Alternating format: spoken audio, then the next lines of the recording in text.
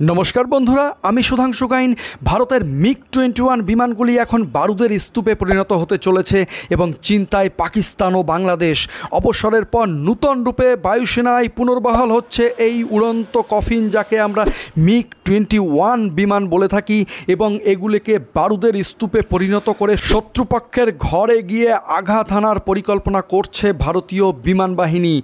अवशेषे 6 दशकेर कर्मजीवन शेष करे चलती बछरेर सेप्टेम्बरे अवसर नेबे भारतीय वायुसेनार मिग-21 बाइसन युद्ध विमान। किन्तु अवसर निलेও ताके छाड़ছে না भारतीय विमान बाहिनी।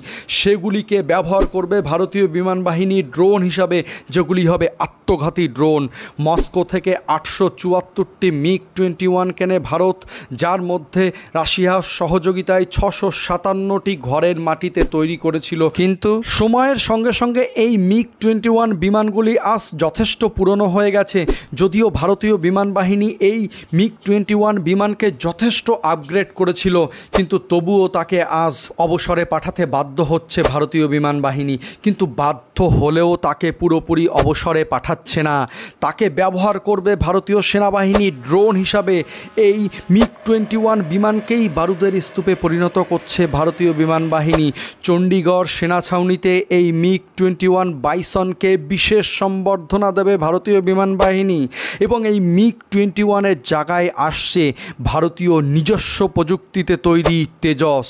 হ্যাঁ, এই তেজস মিগ-21 এর থেকে অনেক আপগ্রেড এবং এটি আধুনিক অস্ত্র বহনে সক্ষম। 1965, 1971 এবং 1999 সালে পাকিস্তানের সঙ্গে যুদ্ধে বড় ভূমিকা নিয়েছিল মিগ-21 বাইসন। 1965 সালের যুদ্ধে পাকিস্তানকে ব্যাপক আঘাত হেনেছিল এই মিগ-21। তখন এটি ছিল একদম আধুনিক মানের বিমান এবং পাকিস্তান কিভাবে ভারতের কাছে পরাজিত হয়েছিল তা আমরা সবাই জানি। এবং 1971 তো কারুর অজানা নয়। বাংলাদেশের জন্য ভারত যেভাবে পাকিস্তানের সঙ্গে যুদ্ধ করেছিল এবং পাকিস্তান কিভাবে পরাস্ত হয়েছিল তার প্রমাণ দেয় এই পিকচারটাই। এবং 1999 সালের যুদ্ধে তো পাকিস্তান সেনাবাহিনীর দেহ পর্যন্ত নিতে অস্বীকার করেছিল পাকিস্তান। এবং পাকিস্তানকে যে এই মিগ-21 বিরাটভাবে আঘাত করেছে তার প্রমাণ আমরা 2019-এও পেয়েছি, যখন এই মিগ-21 এর ককপিটে অভিনন্দন বর্তমান বসে মিগ-21 এর দ্বারা পাকিস্তানের আধুনিকতম বিমান F-16কে ঘায়েল করেছিল এবং F-16কে ধ্বংস করে দিয়েছিল। তবে এগুলিকে ড্রোনে বদলে ফেলা অতটা সহজ নয়। এ ব্যাপারে সাফল্য পেয়েছে ইসরায়েল ও মার্কিন যুক্তরাষ্ট্র এবং এই বিমানগুলিকে ভারতের DRDO এর গবেষকরা পরীক্ষা নিরীক্ষা করবে এবং কিভাবে এগুলিকে ড্রোনে বদলে ফেলা যায় সে বিষয়েও সিদ্ধান্ত নেবে।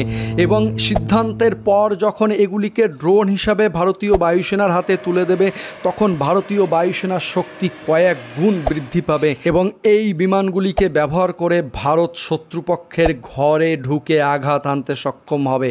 নমস্কার বন্ধু।